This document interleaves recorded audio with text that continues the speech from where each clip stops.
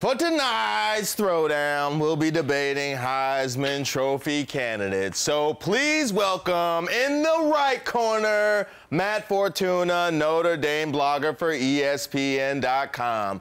And in the left corner, Will Priestley, editor of GoodBullHunting.com. As always, let's put 30 seconds up on the clock. Are you guys ready?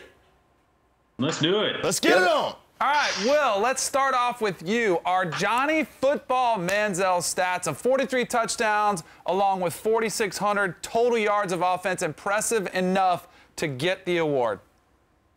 Well, I think the 4,600 yards speaks for itself. But let's talk about the touchdowns. And all the touchdowns aren't created equal. These aren't garbage stats. Johnny was pulled for 9 quarters this year in garbage time. So all these came when they mattered. And Johnny likes to share. He had 19 rushing touchdowns, so did our running backs. Christine Michael was 3rd in the SEC in rushing touchdowns with 12, and Ben Molina had 7. So he's not hogging the stats on the goal line. These are real touchdowns that really matter. From seeing the photos of Johnny Football off the field, I'm so glad to hear he likes to share. Yes, he does. All right, Matt, how important is it to note that out of Manziel's 43 touchdowns, only 5 came against top-ranked teams in the SEC?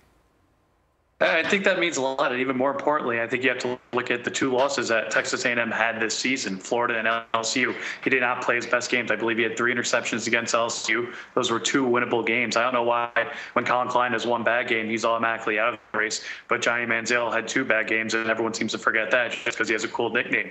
I don't think you'll see Manti Te'o take a day off. Notre Dame's 12-0, and he's brought it every single week so far this season.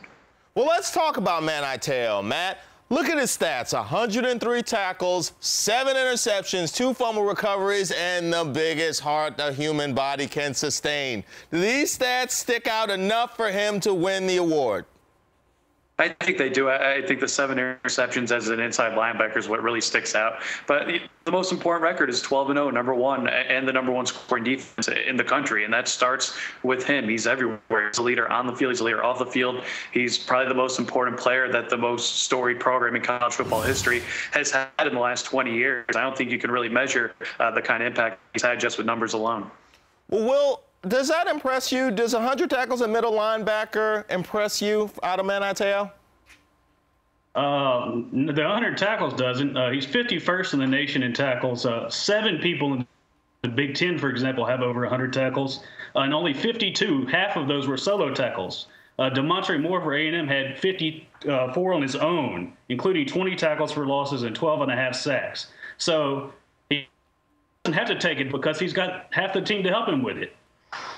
Nice. Now, Will, how do you feel about the theory that Te'o should receive votes for simply being the best player on the number 1 team in the country? First off, I'm not sure that they are the best team in the country. They have played some good teams. I was impressed by winning in Norman, but there was a questionable call in the Pittsburgh game and the Stanford game as well. So we'll see if they're the best team. But as far as that theory, I think that leads to having players like Troy Smith and he is your Heisman winners. And that's not what the award's about. It's about the most outstanding player in the country who jumps the screen at you, who you have to say, I want to watch this guy play and wins big games when they need it. The best player on the best team, that's Braxton Miller. Oh, here we go. Send him to New York. Stop it. Matt, what's your counter to that argument? I think it means everything. DeMontre Moore's had a great season. He has great numbers. I'm not taking it away from him, but that defense gave up more than 50 points in 1 game. You have to look at the impact Te'o's had. It's clearly resonated with this team. They've won every game they've played. Most of them have been pretty close. I think that says a lot about the defense and the way they've played. It's not a great offense. It's still developing under a registered freshman quarterback. Everything is revolved around Manti Te'o.